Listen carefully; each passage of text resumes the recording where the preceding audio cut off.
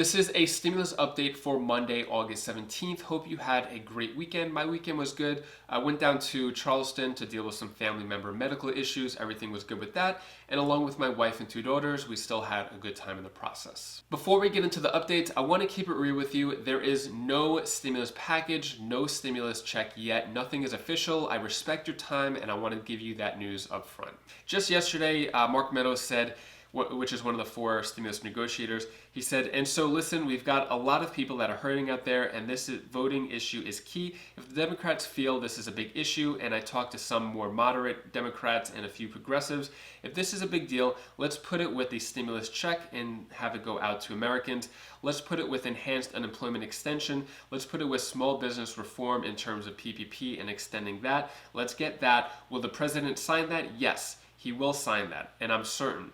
That's whether it's 10 billion or 25 billion or something in between, we can do that. So Mark Meadows saying that president would sign a deal coupled with the PPP and most importantly stimulus checks. And just a few days ago on Friday, President Trump already said that he is ready to send out the stimulus checks out to the American people, but Democrats are holding us up. Of course, you already know how bad the situation is in America right now. So more Americans are going hungry amid this pandemic, according to the census. So there are 12.1% of adults who did not have enough food from the previous week, and almost 20% of Americans with kids couldn't afford to give their children enough food. So percentages are one thing, but numbers are another. So 29.3 million Americans did not have enough food from the previous week. And then if we look at kids, the amount of kids that are going hungry, it was 18% June 30th,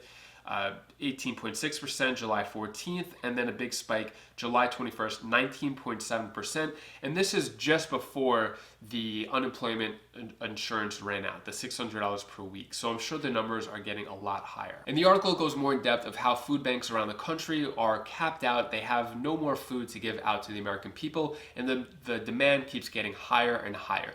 And at the same time, Congress is out on vacation, which this vacation, by the way, is funded by our tax money. And while on vacation, Congress is mostly focusing on their re-election efforts. Congress knows that they failed the American people with millions of Americans hungry, millions of Americans on the brink of eviction. So rather than take responsibility for their failed efforts, a lot of them are just blaming the other party. So Democrats are saying that it's the Republicans' fault that nothing was done. Republicans are saying it's the Democrats' fault for nothing was done, but they're not taking responsibility themselves in that it was a failed effort to help the American people. So Nancy Pelosi calls the House to get off of vacation and come back to DC for an emergency U.S. Postal Service hearing, not to help out the American people with stimulus checks or the stimulus package or anything to help the American people directly, but it's about the U.S. Postal Service, which is kind of insulting to the American people. Rather than have an emergency meeting, have all of the House come back to DC to figure out a way to help out the American people. Instead, it's about to help out the U.S. Postal Service